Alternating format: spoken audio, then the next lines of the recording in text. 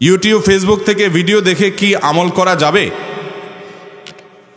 এটার উত্তর হলো, আপনি কোত্থেকে আমল করবেন এটা বিষয় না, বিষয় হলো আপনাকে ভালো কাজ করতে হবে। ভালো কথা যেখানে পান সেখান থেকে নেবেন।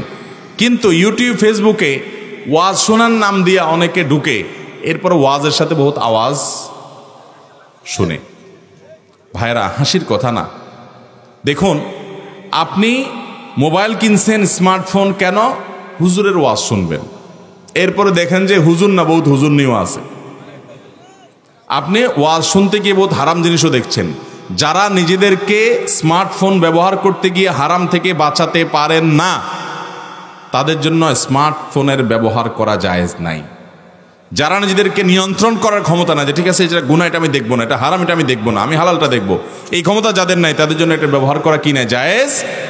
সাপের বিষ, সাপের দাঁত ভেঙে সাপের বিষ দিয়ে ওষুধ বানানো, এটা তো যাত্রার কাজ না। এটা যে করতে পারবে না, সে তো উল্টা দংশন হয়ে মারা যাবে।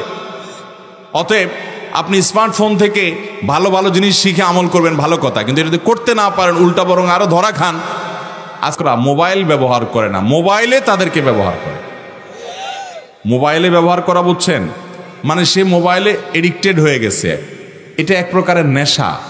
দেখবেন যে অযথাই হুদাই পোলাপায়নে আঙ্গুল দিয়া শুধু স্ক্রল করে আঙ্গুলের এইটা অনুবীক্ষণ যন্ত্র দিয়ে দেখলে দেখা যাবে যে ক্ষয় হয়ে গেছে, ঘষতে ঘষতে গ্লাসে।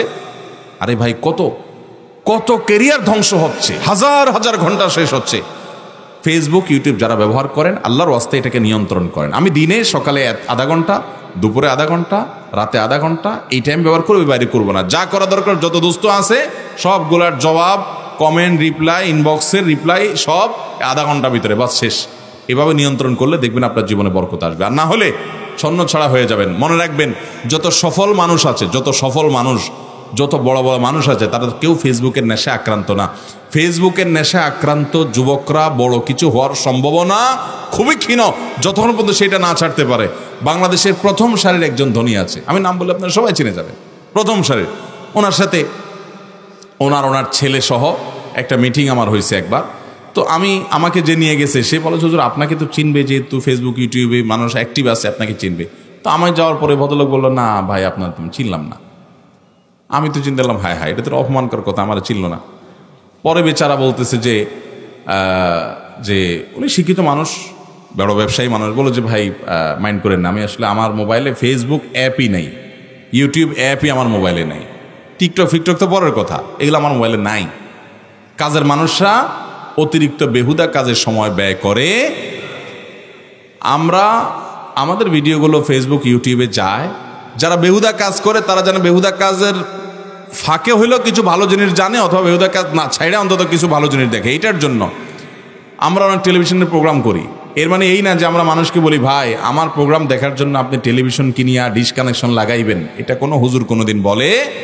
আমরা বলি যে সারাদিন নর্দমার মধ্যে পড়ে থাকেন, অন্তত কিছু সময় ভালো জিনিস দেখেন, মন্দের ভালো, এতটুকু।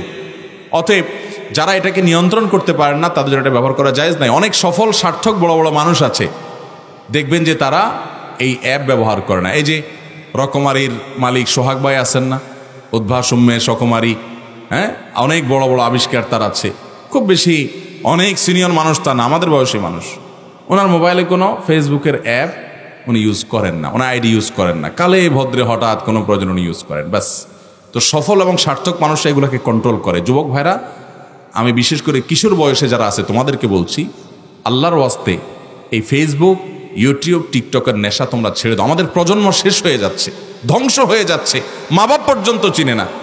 ওই যে একটা গল্প আমি বিভিন্ন সময় বলি, কোথায় যেন গল্পটা দেখছি, যে এক ছেলে সারাদিন মোবাইল টিপতে টিপতে ঘরে ঢুকে, আবার মোবাইল টিপতে টিপতে বাইরে যায়, কি খায় কি না খায় কিছুই জানে না, মা চেনে না, বাপ চেনে না, ভাই চেনে না, বোন চেনে না। বেশিরভাগই এরকম, মানে কিছুটা কি বলা যায়, আপনার মানসিক রোগীর মতো হয়ে গেছে আমাদের ছেলেপেলেরা।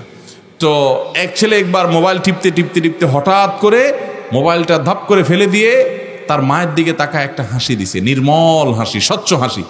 মা চিন্তা করলো, হায় রে, আমার বাজান তো কতদিন হয়েছে আমার দিকে তাকায় একটু হাসে না, আজকে এত সুন্দর করে এরকম নির্মল হাসি দিল, কাহিনীটা কি?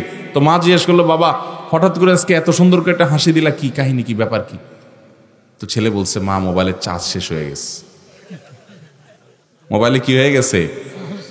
চার্জ শেষ, এখন আর টিপতে পারতেছি না, এই জন্য তোমার দিকে তাকে একটা হাসি দিস। ভয়ঙ্কর একটা জায়গায় চলে যাচ্ছে। ভাইরা, যারা কিশোর বয়সে আছেন, তরুণ, আপনারা মোবাইলের নিয়ন্ত্রণ করবেন তো ইনশাআল্লাহ? মোবাইলের নিয়ন্ত্রণ না করলে জীবনে কিছু করতে পারবেন না।